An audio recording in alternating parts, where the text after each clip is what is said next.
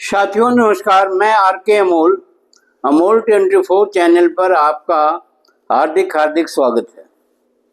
आज आपसे देश के कुछ ज्वलंत मुद्दों के बारे में चर्चा करेंगे। ज्वलंत मुद्दे क्या हैं? कोई करंट मुद्दा नहीं है, एक जनरल बात है। जनरल बात क्या है? एक वकील साहब ने हमें बताया, मित्र थे जिन्होंने बताया कि जब हम लोग बीएचयू में पढ़ते थे वकालत, तो एलएलबी की क्लास उस समय कन्हैयालाल मणिकलाल मुंशी लिया करते थे, जो कि कांग्रेस के नेता थे और कश्मीरी मूल के थे और बाद में उत्तर प्रदेश के राज्यपाल भी रहे हैं।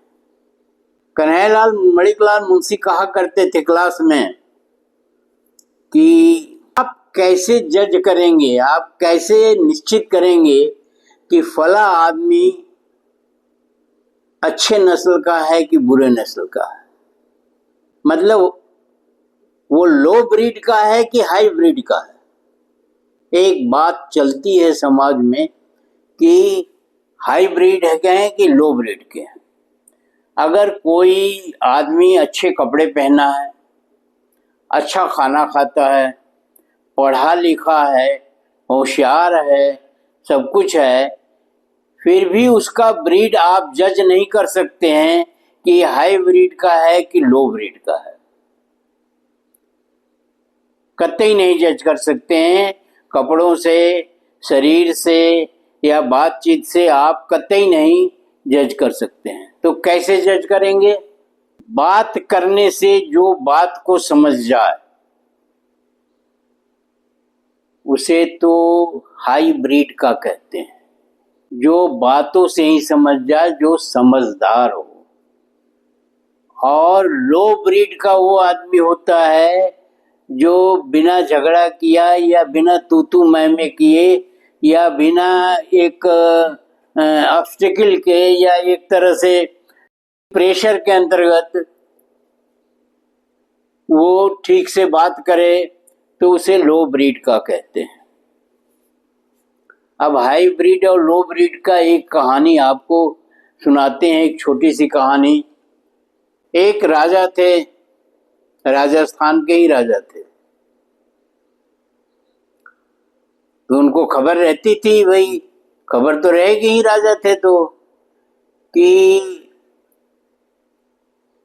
गांधी जी गोलमेज कॉन्फ्रेंस में जाते हैं, अंबेडकर भी जाते हैं गोलमेज कॉन्फ्रेंस में, देश की समस्याओं पर डिस्कशन करने के लिए वायसराय से या और उच्च प्रतिष्ठित लोगों से बात करने के लिए जाते हैं।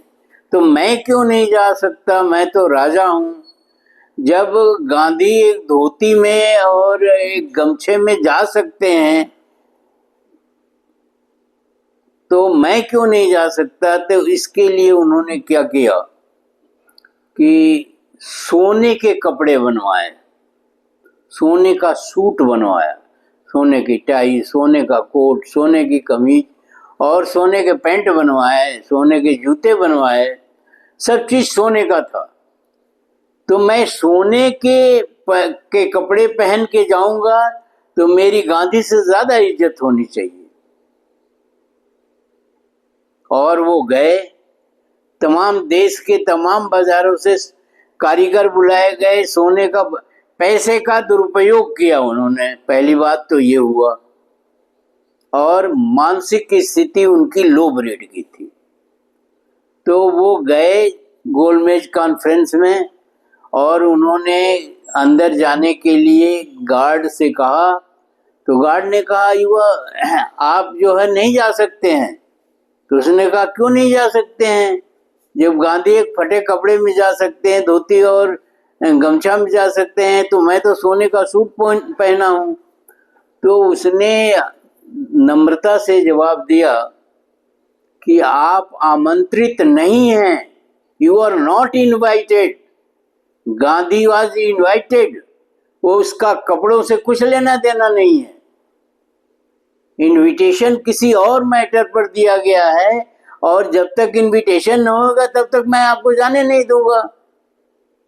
You put up the invitation, आप इनविटेशन दिखाइए। तो उनकी हवा खिसक गई। तो ये राजा होने के बाद he was a low breed and Gandhi was a hybrid. एक एग्जाम्पल है, इस तरह के एग्जाम्पल समाज में अनेकों मिलते हैं और रोजमर्रा मिलते हैं, हर बाजार में मिलते हैं, हर गांव में मिलते हैं, हर शहर में मिलते हैं, सब जगह मिलते हैं। जो पहले फप्तियां कसते हैं, टॉन्टिंग करते हैं, ट्रोल करते हैं और फिर बाद में समझौते की बात करते हैं या अकड़ बनी रहती है उनकी गलत तरीके से। इस तरह का तो आजकल बहुत ही आप डिबेट में देखते होंगे। और फिर बदतमीजी पर उतर आते हैं, फिर खुद गालियां सुनते हैं, दूसरे को भी गालियां देते हैं। ये ऐसा आप डिबेट्स में आए दिन देखते हैं। और ये कोई डिबेट नहीं है, डिबेट के नाम पर कलंक है, डिबेट के नाम पर स्वार्थों की पूर्ति है, डिबेट के नाम पर देश को गुमराह किया जा रहा है, डिबेट के नाम पर जाने क्या क्या चीजें हैं, मैं क्या क्या कहूं। ऐसे निम्न स्तर के शब्द हैं कि ये डिबेट है ही नहीं, जो मीडिया डिबेट करती है और आपस में लोग डिबेट करते हैं। डिबेट करने का एक स्तर होना चाहिए। जब ही अंग्रेज कहते थे कि इंडियंस आर डॉग्स, कुत्ता भी भूखता है, भूख करके अपनी उपस्थिति दर्ज करा देता है कि कुत्ता आ गया है। भौंकना ही कुत्ते की निशानी हो गई है और वही भौंकना जो है वो आजकल डिबेट में चलता है।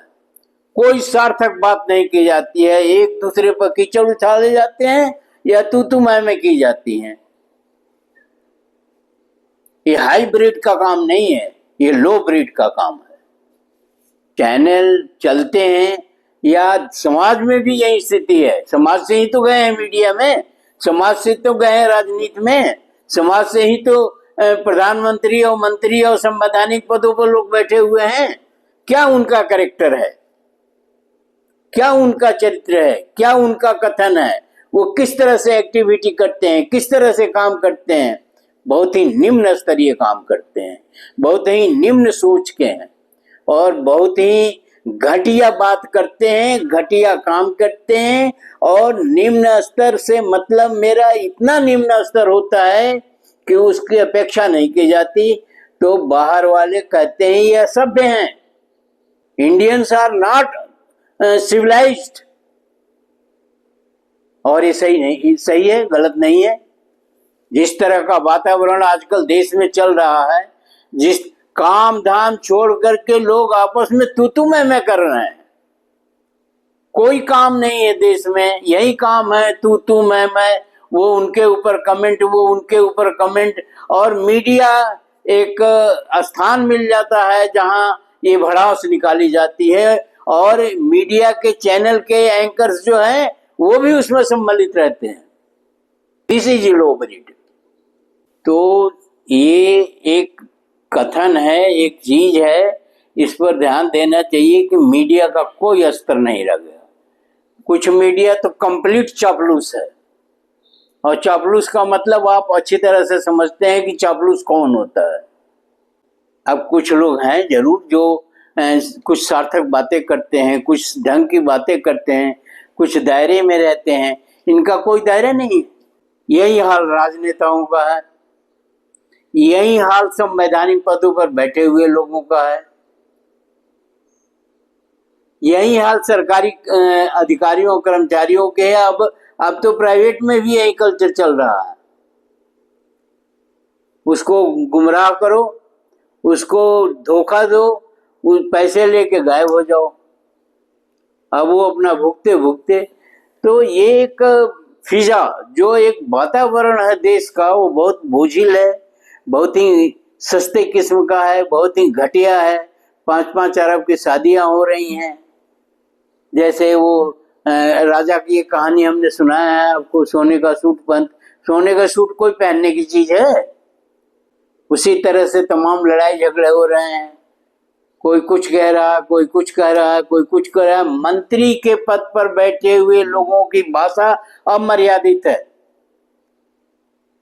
बहुत दूर नहीं है, ये अभी हाल की बात है। कैसे कैसे मंत्री चुनते हैं लोग। मंत्री का क्या मतलब होता है? मंत्री का मतलब होता है सलाहकार, समस्या को सुलझाना। न कि मंत्री का मतलब है राजा के बिहाफ पर उल्टे सीधे बोलना हो। राजा भी अगर वैसे ही है तो फिर सोने में सुहागा है।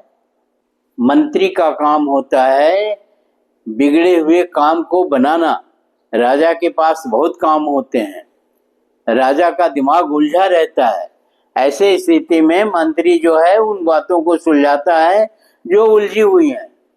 ये मंत्री जो अच्छी खासी तनख्वाह लेते हैं, इन्हें जरा भी शर्म नहीं है कि हम इतना पैसा लेते हैं और पेंशन लेते हैं, सुविधाएं लेते हैं, ये लेते हैं, वो लेते हैं। इतना तो काम हम कतई कोई राजनीतिक व्यक्ति, चाहे वो एमएलए हो, चाहे एमपी हो, चाहे मंत्री हो, चाहे कोई भी हो, जितना पैसा उसको दिया जाता है उसका 10वां% भी वो काम नहीं करता है। और ये मुफ्त के पैसे बांटे जा रहे हैं जनता के और टैक्स के। या जनता अज्ञानी है, जनता समझ नहीं पा रही है, इसलिए ये खेल तमाशे चल रहे हैं। खूब खेल तमाशा चल रहा है। पेंशन दे दो, फंडामेंटल्स कुछ नहीं हो लेकिन पेंशन दो, हमारा राज है, हम लेंगे। हमारी कोई बाध्यता नहीं है, हमारा कोई सिद्धांत नहीं है, हमारा कोई आर्गुमेंट नहीं है। हमें पैसा चाहिए, देश को लूटो, खुद ही लूट रहे हो और कहते हो कि दूसरे लूट के ले गए, तैमूर लूट के ले गया, नादिर शाह लूट के ले गया और फला लूट के ले गया। अरे तुम खुद लूट रहे हो अपने देश को। तो इस तरह की स्थिति है देश की। एक राजा थे, उनसे मिलने के लिए एक वहां का व्यापारी गया जो चंदन की लकड़ी का व्यापारी था। वो गया तो कुछ राजा की तरफ देख करके बहकी बहकी बातें कर रहा था। राजा की समझ में नहीं आ रहा था कि ऐसा क्यों कह रहा है ये व्यापारी, ये तो बहुत बड़ा व्यापारी है। और से इस व्यापारी को तो वो जानते थे राजा, तो वो बड़ी एक अजीब दृष्टि से राजा की तरफ देख रहा था। तो राजा की समझ में आया नहीं और राजा को लगा कि इसकी मनसा कुछ गड़बड़ लग रही है। राजा ने इस बात को मंत्री के सामने अपना रखा। वो कहा वो फलाना व्यापारी आया था और वो ऐसा ऐसा कह रहा था। मंत्री ने कहा कि मैं देखता हूँ, आप निश्चिंत रहें, मैं इसका भेद खोल के लाऊंगा। तो वो व्यापारी से गया मिलने। व्यापारी से पूछा उसने कि ये बताओ कि तुम्हारा धंधा कैसे चल रहा है, तुम्हारा व्यापार कैसे चल रहा है। उसने कहा साहब बड़ा मैं परेशान हूँ, व्यापार बिल्कुल नहीं चल रहा है और ये चंदन की लकड़ी जो है बिक नहीं रही है, मेरा पैसा फंसा हुआ है, तो मैं मानसिक रूप से काफी जो है व्यथित हूँ। तो मंत्री ने कहा ऐसा करो, कल से बातों का सिलसिला बात करते करते मंत्री इस निष्कर्ष पर पहुंचा कि ये व्यापार न चलने की वजह से इसके दिमाग में कुछ गलत बातें आई। तो उसने कहा ऐसा करो, तुम 2 मन लकड़ी रोज राज दरबार में भिजवा दिया करो राजा के यहाँ, और उसी से राजा का खाना बनेगा। व्यापारी खुश हो गया, भाई उसको अपने व्यापार से मतलब था। व्यापारी बहुत खुश हो गया, 2 मन लकड़ी जाने लगी। फिर वो राजा से मिला कुछ दिनों बाद, तो बहुत प्रसन्न था, बहुत खुश था और सोच रहा था मन में कि ऐसा राजा 100 साल जिंदा रहे तो बहुत अच्छा है।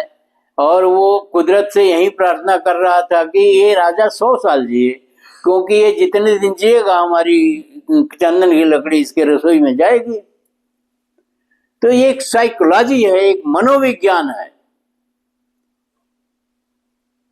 आज के राजा को आज की जनता और प्रजा क्या क्या कहती है और राजा क्या क्या कहता है, ये संवाद आप सुन लीजिए और ये विदेशियों का इस पर ध्यान चला जाए तो लगेगा कि ये देश नहीं है।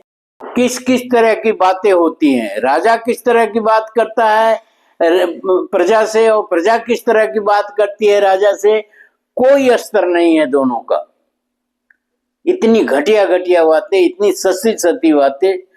और संवैधानिक पद पर बैठे हुए लोग कहते हैं मैं रोज गालियां सुनता हूं, खुद एक्सेप्ट कर रहे हैं कि रोज गालियां सुनता हूं। और सरपंच पद पर बैठे हुए कहते हैं कि रोज गालियां सुनता हूं। एक ढोंगी पाखंडी को कहते हैं ये मेरा छोटा भाई है, तो जनता भी उसी हिसाब से करती है। मुझे इतना खराब लगता है जब लुंगी पहना करके सर्वोच्च पद पर बैठे हुए लोगों को नचाया जाता है, साड़ी पहना करके नचाया जाता है यूट्यूब पर। कितना खराब लगता है कि कितना मान सम्मान गिर गया है। तो इस मान सम्मान के गिरने की जिम्मेदारी राजा पर ज्यादा है और प्रजा पर कम है।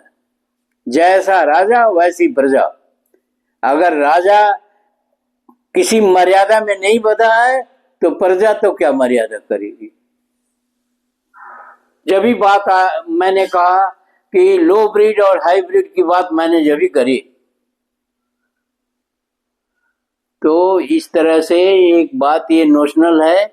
मेरा कोई इरादा किसी की बुराई करने के नहीं है, लेकिन देश में रहते हैं तो देश से प्रेम करते हैं और देश की बात तो अवश्य करेंगे।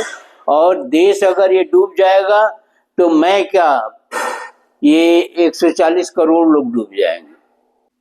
वीडियो को ध्यान से पढ़िएगा, समझिएगा, आप अपना रिएक्शन भी कमेंट बॉक्स में दीजिएगा और इस स्थिति में सुधार करने के लिए प्रयास करिएगा कि ये जो स्थिति बद से बदतर होती जा रही है कि उच्च संवैधानिक पदों पर बैठे हुए लोगों को आप नचाते हो लुंगी पहना करके और साड़ी पहना करके, ये काम भी नहीं होना चाहिए।